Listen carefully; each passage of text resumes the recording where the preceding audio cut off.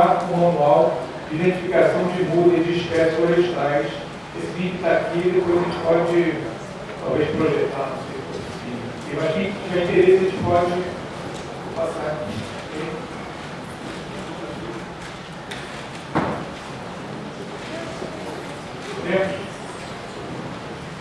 Bom,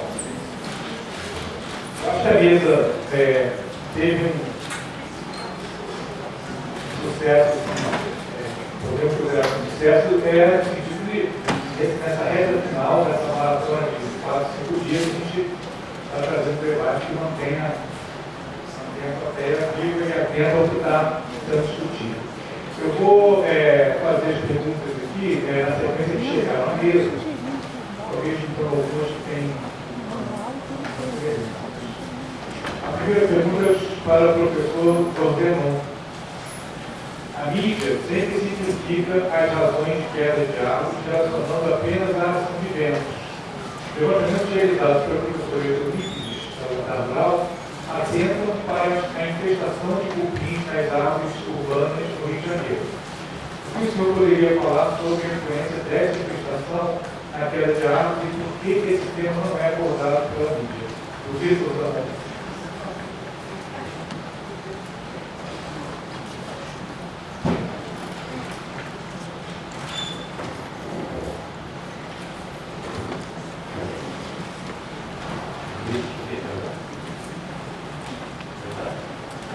Obrigado. Realmente a gente tem um levantamento de uma área em São Paulo, que a gente faz aproximadamente 12 anos na cidade de Jardim, e a gente acompanha uma amostragem, por 12 anos, quase 12.000 árvores. E o que a gente observou, 27% dessas árvores tinham infestação de cupim. O grande problema não é só a infestação de cupim, essa árvore tem risco, porque o que a gente preconiza é que acima de 60% de dano interno, a árvore tem um risco maior de queda. Então, quando a gente vê muitos acidentes causados por ventos, pelo menos que a gente tem acompanhado fazendo esses laudos técnicos, que a grande maioria desses casos há sim uma intervenção por cupins de fungos e outros fatores. Agora, por que a mídia não enfatiza isso? Eu acho um pouco complicado, não saber te responder. Mas é uma questão a ser estudada. Precisaria, na verdade, fazer um levantamento mais pormenorizado das cidades com relação aos aspectos sanitários. Eu vejo que não existe muitas vezes isso. Não há um levantamento palpável com relação aos cupins. Tanto que nós desenvolvemos uma metodologia prática de prospecção de árvores, fizemos treinamento, inclusive com a Prefeitura de São Paulo, isso foi em 2007 a 2009. E a gente está aguardando.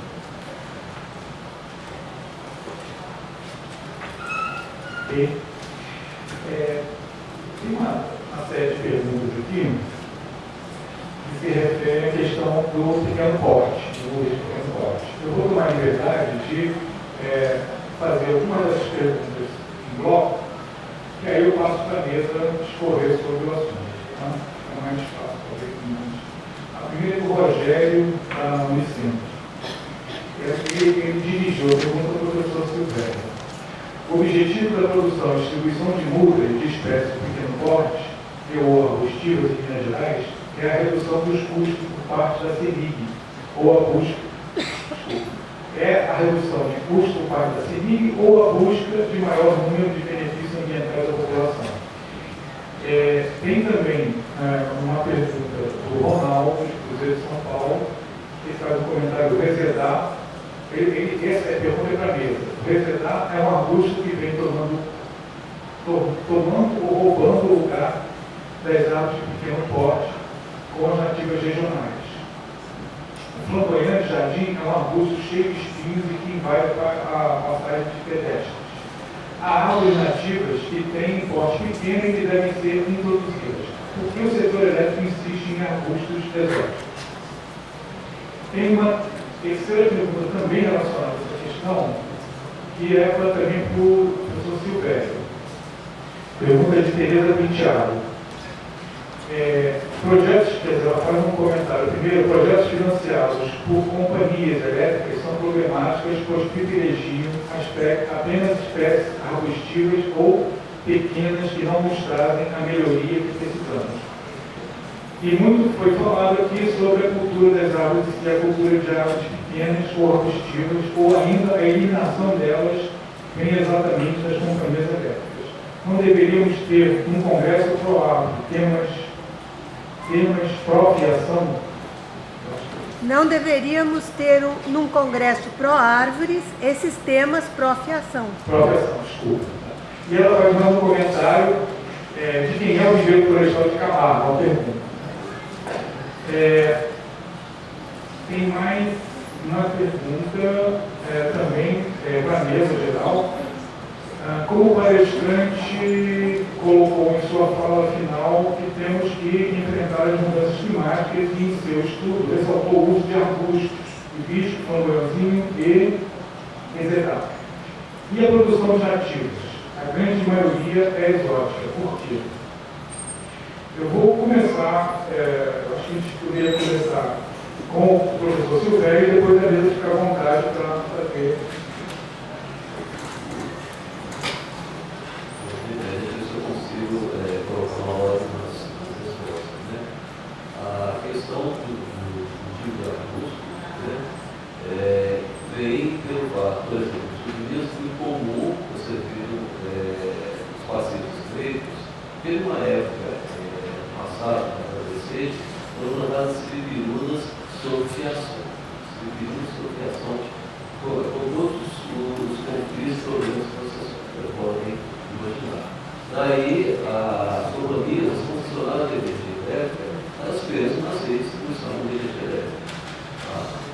E, obviamente, em função disso, para diminuir os custos com organização de cordas, e casos, procurou-se espécies que conforme dependentes exóticas, e as disponíveis foram exatamente essas que eu usei e que elas são cultivadas.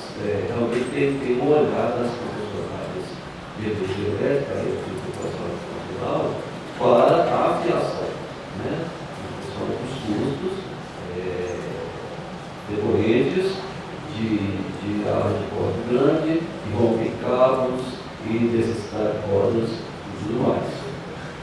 Bom, uma outra questão é de atender também a uma demanda da população por espécies para serem plantadas.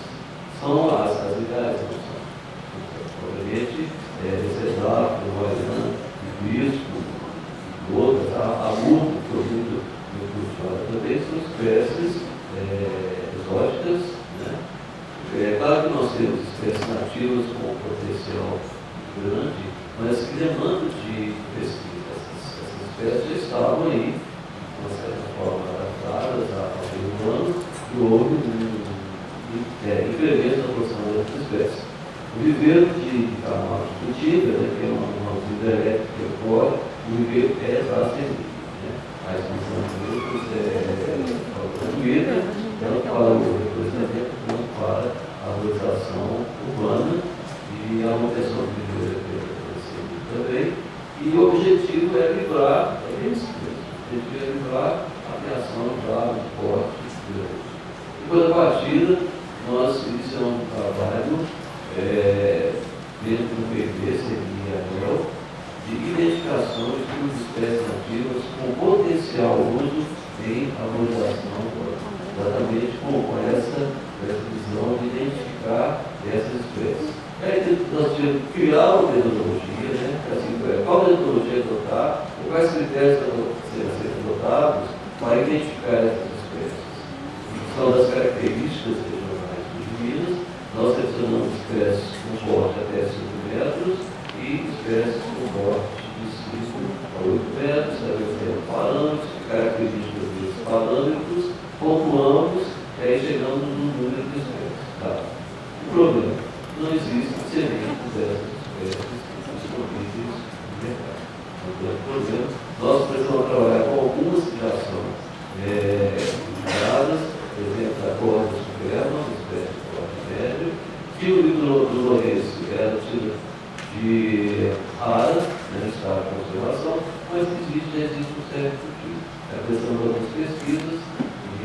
conversado com alguns alunos, revisão bibliográfica. O que existe escrito sobre essas espécies?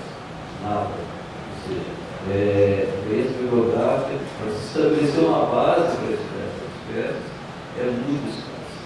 Em termos de espécie porte pequeno, nós estamos trabalhando uma que é a Styptephisana, que é uma espécie arbustiva, que já existe, com florada vermelha, na nossa região amarela, e a proposta nossa, se cultiva ou reservar, como um arbusto, ou espécie arbórea, pequena, nossa proposta é tentar cultivar a Stypte, uma espécie nativa, a mesma proposta.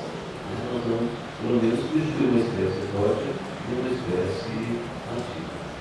Eu vou ter feito dele. Ela pergunta ainda para o senhor a questão do período florestal de Camargo. Da Selic. Ele é um tiro gerenciado pelo Selic. Obrigado. Esse é um debate continua, um debate desde os primeiros conversas a colocar a um desafio. A gente tem, inclusive, essa primeira interessante, que ela traz a questão das funções da valorização, a questão da retenção de água, a questão da radiação, e a perda dessas funções até certo ponto em relação à questão do forte, da etc. É um debate. Bom, eu vou passar agora no segundo tema, depois a gente até pode voltar isso, ainda tem mais questões sobre isso. A gente quer passar agora para o professor Demóstenes, que é a seguinte: a declaração dos municípios que possuem plano de gestão da arborização é passível de questionamento, ou seja, existe uma forma de saber sobre a existência de uma gestão de arborização urbana? Que documentos relatariam isso, se não um inventário e planos? Perdoe minha ignorância do termo. Ana Lúcia Costa, estudante da UFRJ.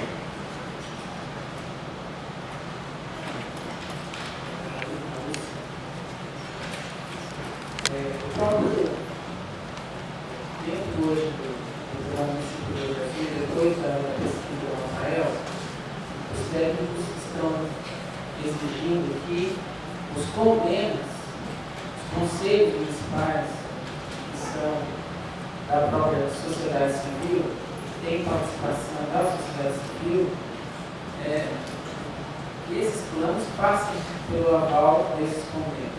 Então, o plano existe, o comprometimento do município existe. Claro que, atualmente, os técnicos estão sentindo a necessidade de, em alguns casos, ir até o município para conferir. Na verdade, o município do Rio Grande ele tem uma série de quesitos, de perguntas, de lacunas que são preenchidas pelos municípios, assim como um imposto de renda, como se fosse um imposto de renda municipal. Então, o município responde aqueles quesitos, coloca os seus planos lá, faz o upload dos seus programas lá, e os técnicos verificam e vão atribuindo as notas. É isso que acontece. Mas, na verdade, os técnicos estão dentro da carência de recursos para a locomoção da Secretaria de Estado, eles estão se organizando para montar uma estrutura de fiscalização também dessas questões. Não sei se respondi adequadamente. Então, a questão de inventário, de planos,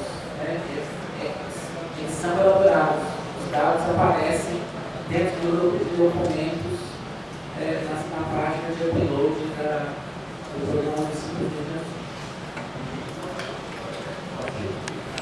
Eu tenho agora aqui uma pergunta para a doutora Flávia, do Renato.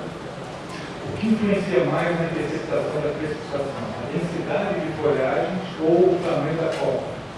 Existe uma relação entre a densidade da folhagem e o tamanho da copa na interceptação da precipitação?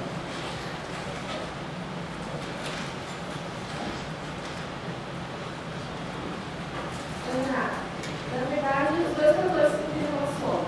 A questão da densidade, ela vai fazer com que em chuvas menores, no caso de pequenos nutrientes, vai ter o quê? Praticamente como esse principal fator que vai fazer com que a precipitação fique presa a chuva fique presa na copa. E a questão, a área de copa, então,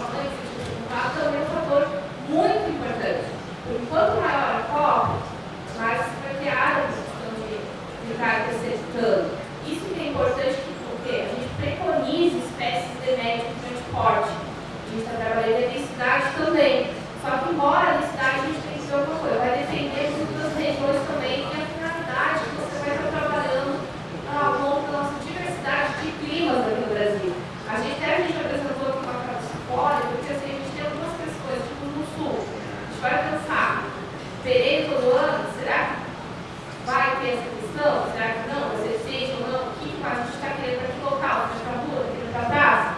Mas, principalmente densidade, tamanho de copa, faz ser coisa. Então, a gente tem que preconizar um médio grande porte para estar trabalhando uma melhoria, não só na questão de precipitação de chuvas, mas principalmente você ter melhoria climática, você ter um bom complemento nas cidades. Não sei se a gente exatamente era o que você estava esperando na escola.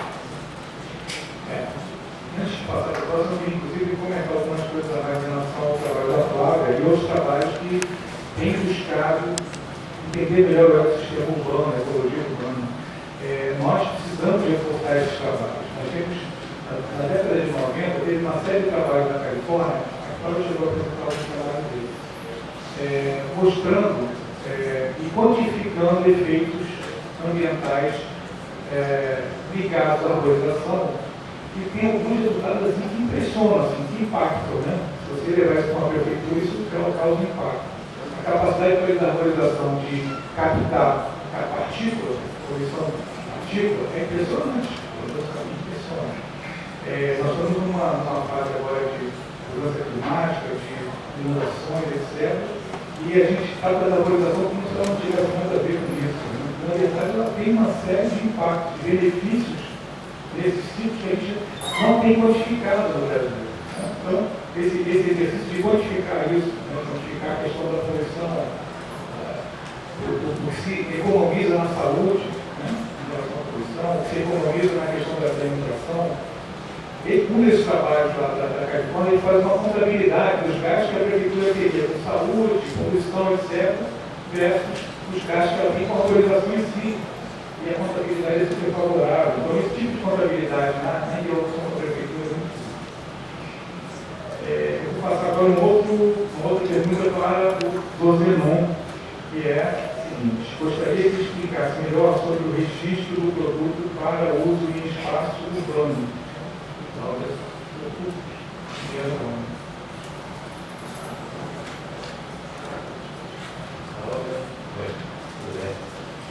Bom, eu não sou da CGE, né? Se você biológico, a parte de registro seria a competência dele, né?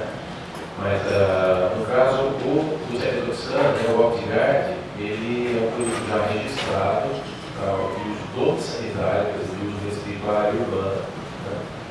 Para as espécies de cupins, né? Para somente coprotermos e heterotérmos, né? São as duas principais que afetam árvores urbanas, além dos nosotitermes, né, que o Rio de Janeiro mais tem. O que acontece? Na verdade, na especificação do produto não há, no registro, né, não há uma especificidade quanto ao tratamento para árvores. O que se procurou, então, assim, procurou que a gente fizesse esse teste para que eles fizessem um adendo, né, do registro, onde se colocaria também a aplicação para árvores. Né? O que se coloca na bula do produto é a aplicação para edificações. Mas, na verdade, diferentemente dos produtos agrícolas, né, que você tem um registro para culturas e pragas para cultura, no caso de inseticidas todos sanitários, quer dizer, para uso em áreas urbanas, você tem para a espécie. Né? Então, assim, não importa, no meu entendimento, né, é uma questão de entendimento. No meu entendimento, esse próprio registro já diria que ele é registrado para o domínio urbano. Não importa se é para árvore, se é para edificação, né, é para a espécie. Mas exatamente por ter esse entrave, né, legal ou de interpretação, que eu acho que esse é o que pegava mais, assim, a gente procurou que a gente fizesse esse teste para que a gente pudesse fazer esse adendo e aí sim colocar nas recomendações o uso para controle em áreas urbanas. Obrigado. Eu vou usar mais três intervenções, três solicitações aqui, para deixar menos mais alguns minutos para uma é uma provocação do Pires e o pau-brasil. A segunda é a seguinte, também é uma provocação. uma sugestão. Por que não fazer um congresso de arbustização urbana? E não de Isso. arborização urbana. Tá virando Então, aí. para que define arbusto? Quando vamos ao médico, podemos indicar para ele qual remédio que ele não. Porque um técnico arborista indica uma árvore arbusto para contemplar a população.